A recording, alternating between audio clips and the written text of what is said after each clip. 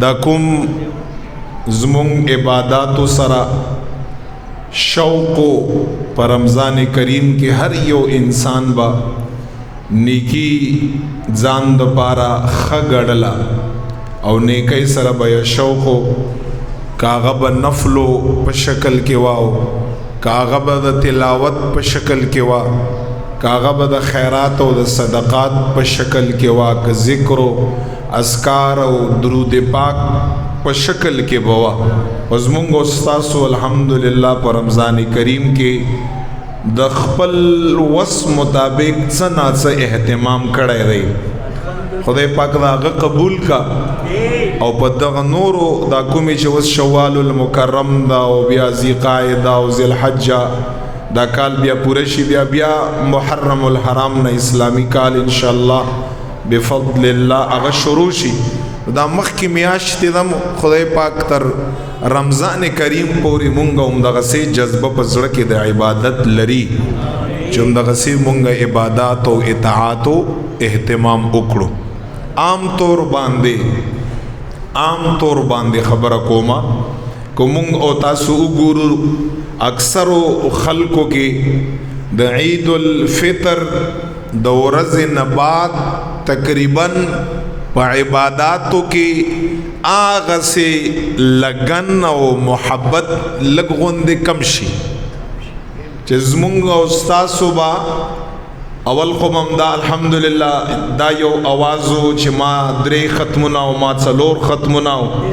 یو قسم لا په نیکی کار کې مقابله دا پکار دا بهتر دا یا خو ما استادا حالو چې په اعتکاف کې بزلس ختمونه کوم روزانه 15 سپاره د ورځې او 15 سپاره به د شپې اما یعنی یو لګن مو خو عام طور عموما عید الفطر نه بعد او کته شي نو بیا مونږه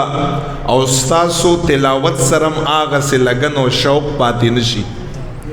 یا ما او تابا تهجد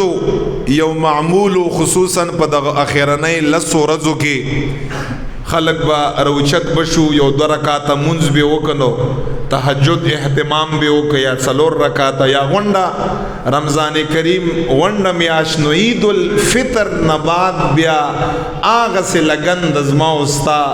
آغه تهجد سره پته نه لګي پاتې نشي دا سه نور خیر خېګړه یعنی انسان یو ذهن داسې جوړ دی چې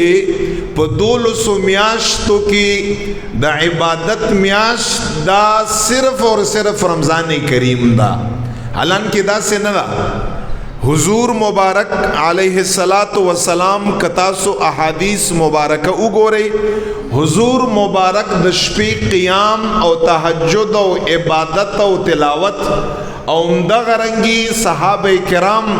رضوان الله تعالی علیہم اجمعین اہل بیت علیہم السلام کتا سو ګوره د اغوی معمول د نیکیو دا غوند